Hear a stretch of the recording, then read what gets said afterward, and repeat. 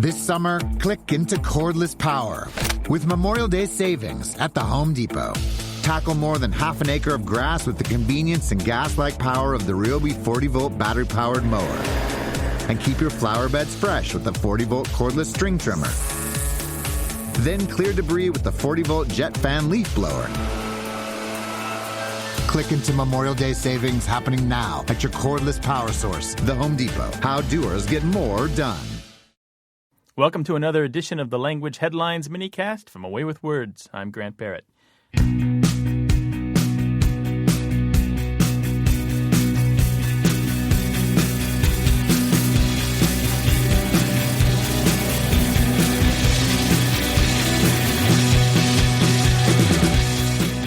Two stories out of the Olympics that have just finished. At MSNBC, there's a dispute over whether the city is Beijing or Beijing. Beijing, by the way, is the most correct pronunciation. And at the London Times, Ben McIntyre talks about China's national effort to eradicate Chinglish, that awkward and sometimes funny mix of English and Chinese that shows up on signs and menus. That means no more corrugated iron beef or government abuse chicken. June Casagrande, author of Mortal Syntax, 101 Language Choices That Will Get You Clobbered by the Grammar Snobs, Even If You're Right, says in the Burbank Leader that often people ask her to comment on how technology is changing language, what with its acronyms and abbreviated words. She tells them it's no big deal and to not blame the children. She says, "My message is put down the mallet and step away from your kid's BlackBerry." In last week's ethicist column in the New York Times Magazine, Randy Cohen responded to a reader who asked if it was okay if he, as a fourth-grade teacher, tried to correct the regional accents of his students. Cohen replies, "You should not strive to make your students speak like network news anchors." No doubt that is not the last he's going to hear about that. On his Web of Language website, linguist Dennis Barron writes about an offense that has come to be called talking while Spanish.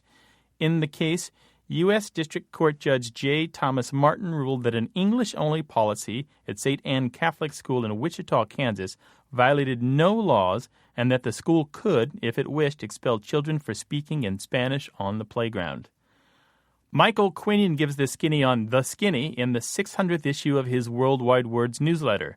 The short version of it is that it dates to at least as early as the 1930s and could, maybe, possibly, perhaps, simply have been coined as a way of saying the naked truth, with skin being the link between the two expressions.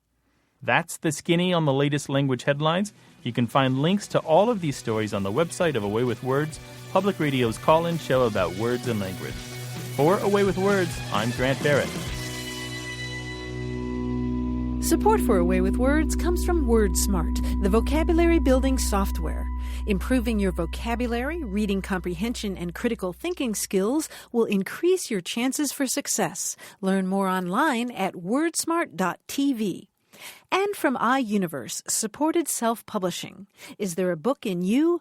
Find out how to publish it at 1-800-AUTHORS or learn more online at iUniverse.com.